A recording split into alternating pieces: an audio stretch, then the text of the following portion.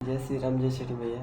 अब यहाँ देखते है कि बिहार में एगो जे शादी भेल है, एगो नवविवाहित बौद्ध तरीका से नवबोध वो अखन बहुत चर्चा में चल रहा है।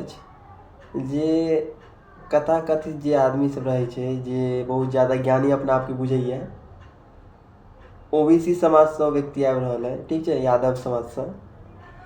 हम कह चाहे छे कि चलो अपन मर्जी शादी के लिए कोई दिक्कत नहीं है। बीपीएससी अधिकारी छथ, एसडीएम छथ पटना के, ठीक है, बिहार के रह वाला छथ, कोई दिक्कत नहीं है। कोनो विधि से शादी करूँ। हिनकर जन्म जे है हिंदू परिवार में भेल, यादव परिवार में, ओबीसी हिंदू, ठीक है।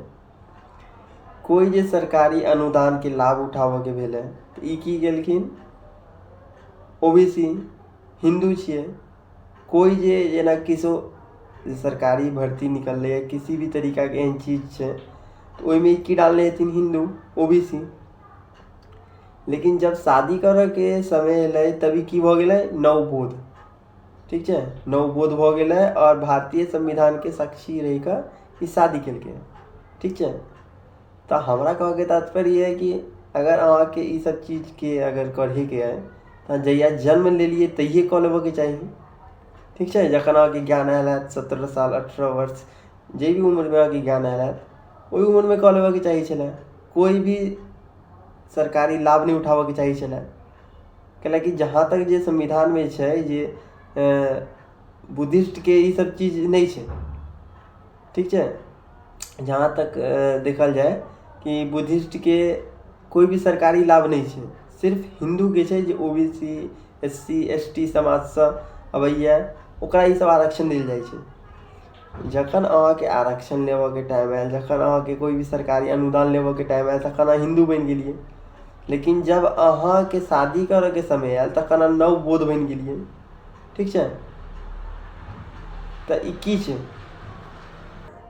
बाकी हर एक समाज के अपन मर्जी से शादी करे के अधिकार है, ठीक है, ओहि लेल कोई दिक्कत नहीं है। लेकिन अहाँ शादी करे के वक्त फिर बाद में अहाँ सबके उल्टा सीधा कह रहल छी कि पंडित के जरूरत नहीं है, एकर जरूरत नहीं है, ओकर जरूरत नहीं है। अरे भाई अहाँ शादी करू, क्यों अहाँ के ओत आइबो नहीं रहा है कि भाई हमरा शादी करवा ली, ई कऽ ले, ओ कऽ ले, दिस दैट जे भी है, ठीक है।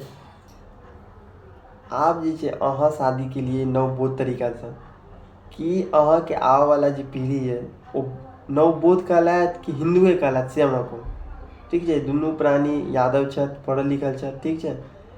लेकिन एहि सब तरीका से समाज के भ्रमित केना ई बहुत ही गलत बात है, ठीक है। ई सब चीज नहीं होबे के चाहिए। आगा जे छै आगा ई अपन जातीय प्रमाण पत्र या एहि सब और भी बहुत सारी तरीका से जे सरकारी लाभ छै ओहिमे बुद्धिस्ट लिखता कि हिंदू लिखता से हम पूछे चाहे छिए। बाकी सबके जय श्री राम, जय छठी मैया, जय जानकी माँ, नमो बुद्धाय, जय हिंद, जय मिथिला।